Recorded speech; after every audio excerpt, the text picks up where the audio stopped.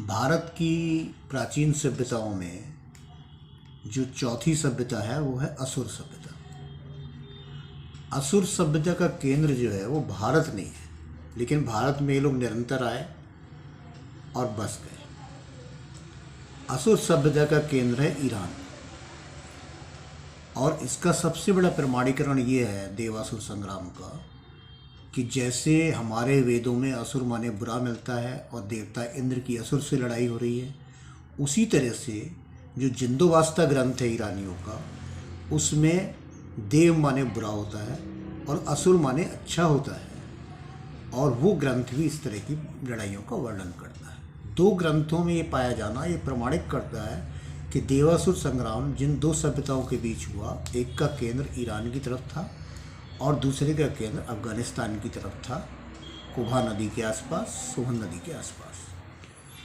तो ये असुर सभ्यता जो देवासुर संग्राम में हमें दिखती है, इस असुर सभ्यता के बारे में भी अब काफ़ी पुरातत्व की खोजें होने के बाद ये ज्ञात हुआ है कि 21वीं शताब्दी ईसा पूर्व असुरों का प्रथम साम्राज्य ईरान में स्थापित हुआ, और असीरिया जो राजा था उशुपिया, उसने भगवान अशुर का एक मंदिर बनवाया।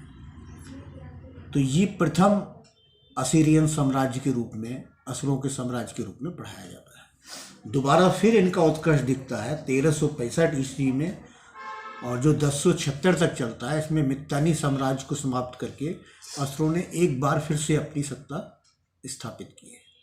और तीसरा जो नव असीरियन काल दिखता है वो 858 से 824 ईस्वी तक दिखता है ईरान में, जब इन्होंने अपनी तीसरी बार सत्ता स्थापित की। लेकिन हमारा जो स्मृति लोक है देवासुर संग्राम का, वो निश्चित रूप से पहली सभ्यता जो असुरों की स्थापित हुई 21वीं शताब्दी ईसा पूर्व, उससे संघर्ष का है। और उस संघर्ष में असुर लोग धीरे धीरे, जब असुरों का वहाँ से उखाड़ दिया गया, विनाश हो गया, दूसरे लोगों ने वहाँ से उनकी सत्ता समाप्त कर दी, तो ये तो वर्णन प्राप्त होता है कि वो असीरिया की तरफ गए और उन्होंने असीरिया बसा लिया।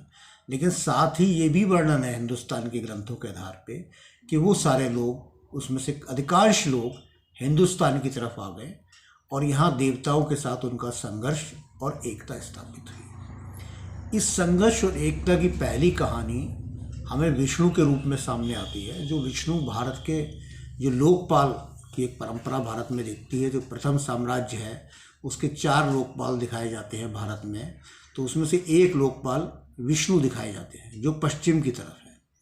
अब ये विष्णु जो है ये देवताओं के साथ सहयोग की उपज है। देवताओं के साथ सहयोग करके एक असुर विष्णु को वहाँ पे लोकपाल बना दिया गया।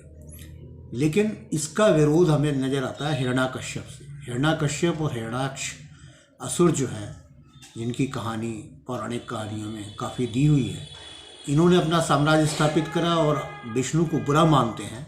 और प्रहलाद जो इस संधि के पक्षधर हैं कि भाई अब ये युद्ध रखपात नहीं होना चाहिए और हमें संधि करके एक सभ्यता का निर्माण करना चाहिए, वो लोग, उनका विरोध करता है हिरण्याकश्यप। और हिरण्याकश्यप के अंत के साथ ऐसी असुर सत्ता का अंत हो जाता है जो देवों और असुरों के बीच आपस में संग्राम कर रही है। और फिर उसके पौराणिक इतिहास के आधार पे ये साबित होता है कि प्रहलाद के द्वारा फिर विष्णु की परंपरा में एक ऐसी सत्ता बन जाती है जो हिंदुस्तान के को ही अपना केंद्र मानते हुए देवों के साथ समन्वय स्थापित करके यहाँ नई सभ्यता का निर्माण करती है।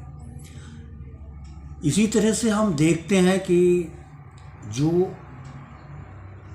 वेद में, ऋग्वेद में दूसरी एक कहानी मिलती है राजा सुदास के साथ युद्ध की कबीलों के, तो उसमें दिखता है कि सरस्वती नदी के एक किनारे भरत कबीला है। भरत कबीले को देव कबीला माना जाता है, देवों का ही कंटिन्यूटी मानी जाती है, जिसका राजा सुदास है। और इसका युद्ध होता है जिन राजाओं से, उसमें जो दूसरे कबीले हैं वो कबीले असुर कबीले माने जाते हैं, जिसमें यदु, तदु, पुरु, ये सारे कबीले हैं। लेकिन इस लड़ाई में राजा सुदास की जीत हो जाती है और उसके बाद एक समन्वय स्थापित होता है। उस समन्वय से ये संस्कृति पंजाब के क्षेत्र में जो देव और असुरों के मिल के बनती है, इस संस्कृति का निर्माण होता है। तो ये असुरों की दूसरी बात हमें नज़र आती है। इसीलिए हमें कृष्ण जो है आगे चल के इंद्र की पूजा बंद कराने की बात करते हैं, वो कि उस संस्कृति के परिचायक है। और कृष्ण की जो सत्ता है, जो उनके लड़के को शादी के लिए उठा के ले जाता है, वो जो कहानी है उनकी, वो एक पूरे इसी साइड के साम्राज्य की कहानी है। तो ये हमें भारत की पौराणिक कहानियों में बहुत सी कहानियों को आपस में मिला के एक प्रतीक होता है। और लेकिन जो नई संस्कृति भारत में उदित होती है, जिस पे हम विस्तार से आगे बात करेंगे, वो देवासुरों के संग्राम के बाद, देव और असुर की संस्कृति मिलने के बाद जो संस्कृति बनती है, वो संस्कृति ब्राह्मण और क्षत्रिय के समन्वय से एक नए भारत की संस्कृति का निर्माण करती है, जो एक नया केंद्र बिंदु बनती है भारतीय सभ्यता का। उस पर हम आगे चर्चा करेंगे अपने अगले वीडियो में।